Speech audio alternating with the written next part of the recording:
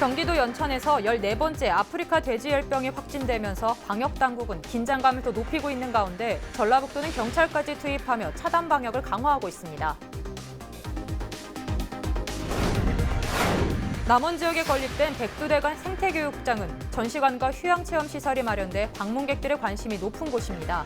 하지만 매년 관리비가 수십억 원에 달하고 있어 재정 부담을 줄일 수 있는 방안이 요구되고 있습니다. 전라북도 소방본부 119 구급대가 4분마다 한 번꼴로 출동하는 것으로 나타났습니다. 구급 환자가 발생 유형은 금, 만성질환 등 질병이 3만 6천여 건으로 가장 많았습니다. 전라북도 미세먼지 수준과 저감 대책이 논란입니다. 환경부의 미세먼지 종합평가에서 전북이 17위로 최하위로 나타났습니다.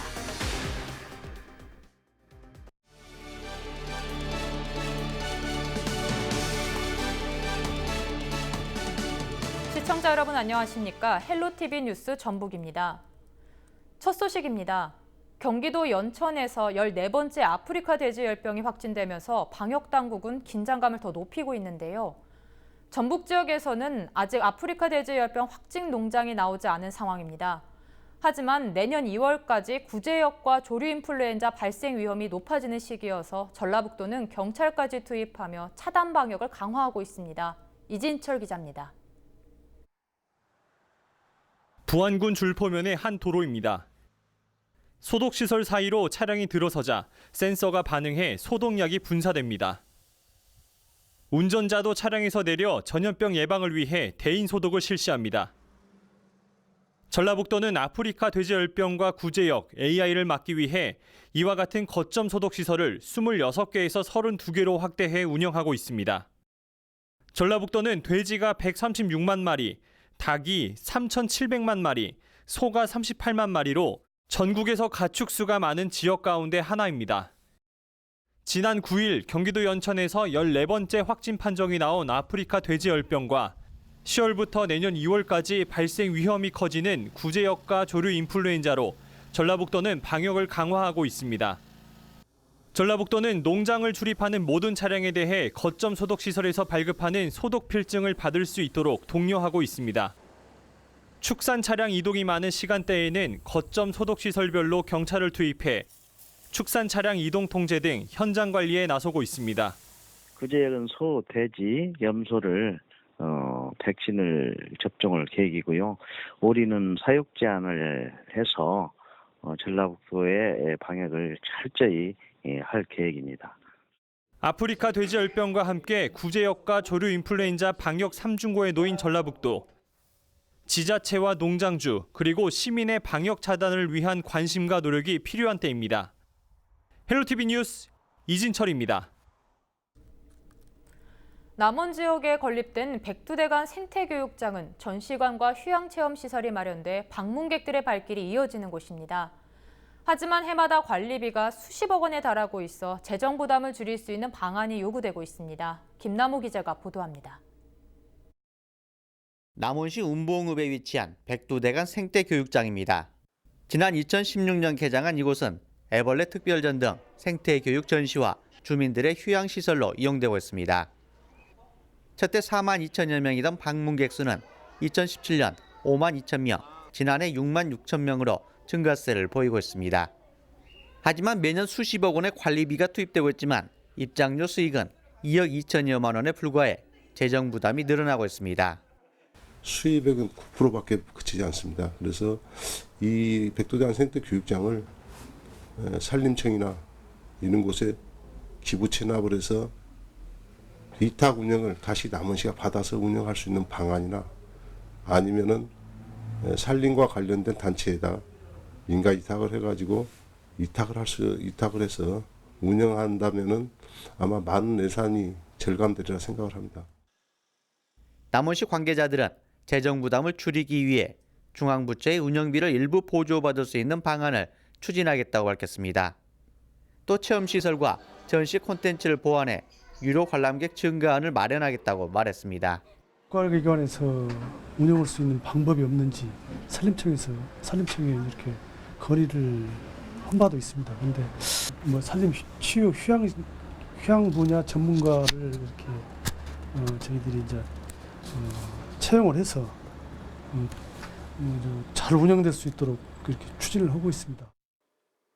남원시는 오는 2024년까지 72억 원의 예산을 추가로 투입해 백두대간 생태 관광벨트 조성 사업도 진행하고 있습니다. 생태 관광 사업 확대와 함께 가중되고 있는 재정 부담 해소안도 함께 고민해야 할 것입니다.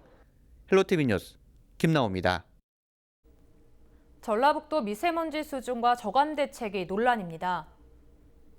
무소속 정인하 의원은 국회 행정안전위원회 전북 국정감사에서 환경부의 미세먼지 종합평가에서 전북이 17위로 최하위라고 지적했습니다. 이어 미세먼지 저감 노력을 했는데도 전국 17위라는 것은 상당히 이례적이라고 질타했습니다. 송하진 도지사는 미세먼지 저감 조치 발령에 따른 도민 피로감을 줄이기 위해 다른 시도보다 저감 조치를 적게 발령해 환경부 평가에서 낮은 점수를 받았다는 취지로 해명했습니다. 전라북도 소방본부 119 구급대가 4분마다 한 번꼴로 출동하는 것으로 나타났습니다. 소방본부가 발표한 구급활동 실적을 살펴보면 올해 3분기 동안 119 구급대는 9만 6천여 번 출동해 5만 7천여 명의 환자를 병원으로 옮겼습니다.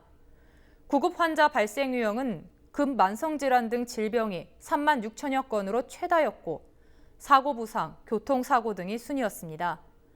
환자 나이는 70대와 80대가 만여 명, 50대 9,700여 명 등으로 노인과 중장년 비율이 높았습니다. 해양경찰청 간부들이 관사를 사용하면서 수도세와 같은 생활요금을 내지 않고 고가의 가전제품도 국비로 산 것으로 드러나 논란이 일고 있습니다.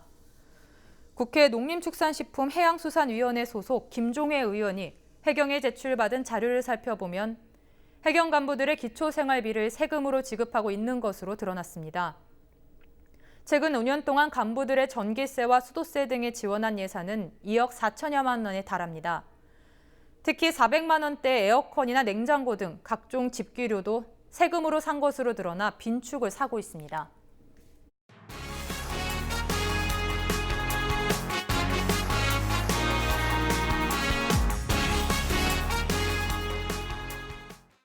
남원시가 농촌 지역 주민들의 문화생활을 높일 수 있도록 문화놀이센터를 마련했습니다. 남원시는 최근 남원시 금지면 일대에 농촌 중심지 활성화 사업의 일환으로 금지문화놀이센터를 조성해 준공식을 가졌습니다.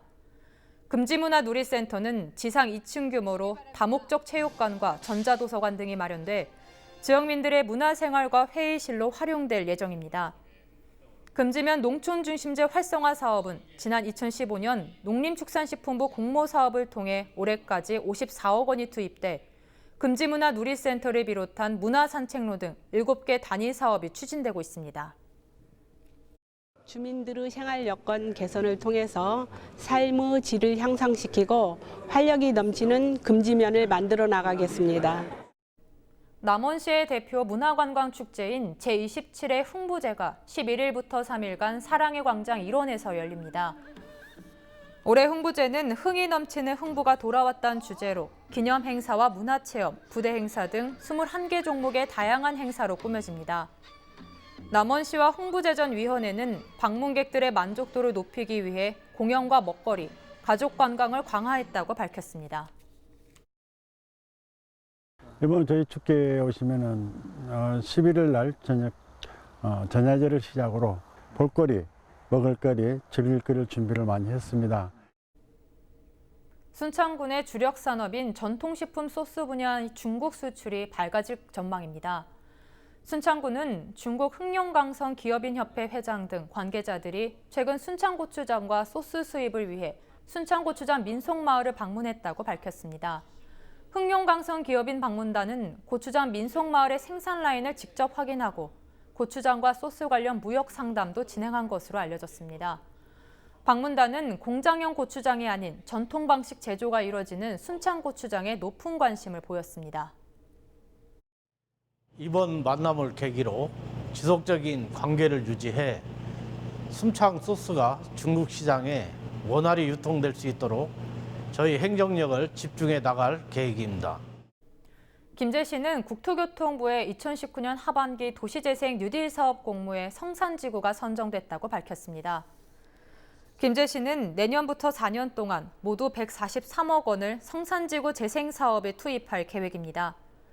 미래의 삶터 성산지구를 목표로 세우고 역사문화와 상가, 주거, 공동체 등 5개 단위 사업을 추진할 예정입니다. 김제시는 앞서 통합추진위원회를 구성해 주민이 주도하는 도시재생을 추진하고 있다고 전했습니다. 전라북도가 축사시설 현대화 사업 신청을 받습니다. 이번 사업은 자유무역협정 체결 등 시장 개방에 대응하는 한편 생산성 향상을 위한 시설 개선을 목적으로 하고 있습니다.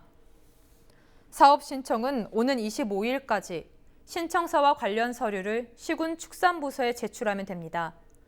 축산농가 가운데 ICT 악취 측정 장비와 밀폐시설 등 악취 저감시설 설치 계획이 없으면 사업 선정 대상에서 제외됩니다.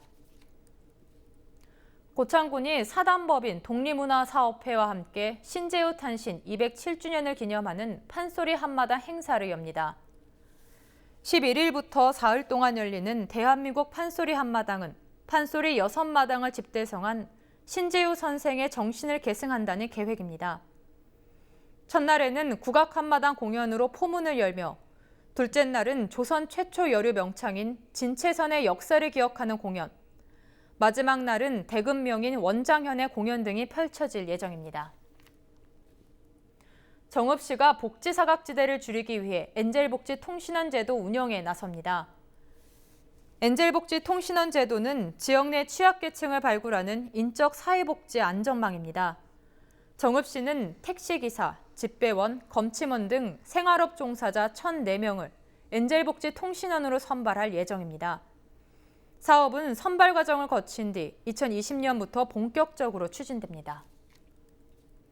고창군 신림면의 한 이장이 지역 어르신들에게 단감 40박스를 전달해 훈훈함을 주고 있습니다.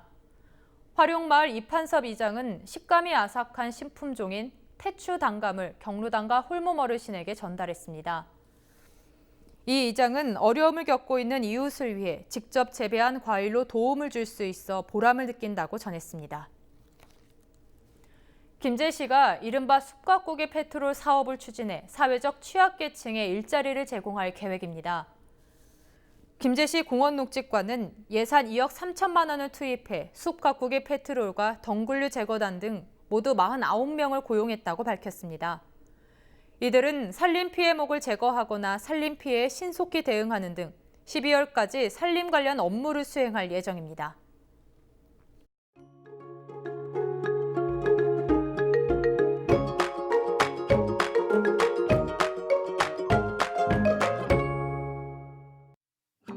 쾌청한 하늘에 선선한 가을 날씨가 이어지겠는데요. 우리 지역 아침에는 15도로 시작해서 한낮에는 25도 안팎까지 오르겠습니다. 낮 기온이 오르긴 하지만 아침 저녁으로는 여전히 쌀쌀하거나 조금 춥기까지 한데요. 큰 일교차에 대비해 두터운 겉옷을 챙기시는 게 좋겠습니다. 주간 날씨입니다.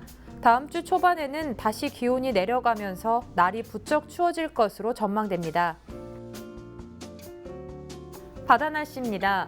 바다의 물결은 0.5에서 1.5m로 다소 잔잔하게 일겠습니다. 전국 날씨입니다. 태풍 하기비스가 일본으로 향하면서 우리나라에도 기압차가 커지겠고 동쪽 지역을 중심으로 바람이 거세게 불겠습니다. 이미 간접적인 영향을 받은 제주 먼바다에는 풍랑주의보가 내려져 있고요. 금요일 밤부터 토요일 새벽 사이 동해안과 호남 해안 일부에도 강풍특보가 내려질 가능성이 높습니다. 토요일 오후부터는 다시 찬바람이 불어오면서 기온이 차차 떨어지겠습니다. 날씨였습니다.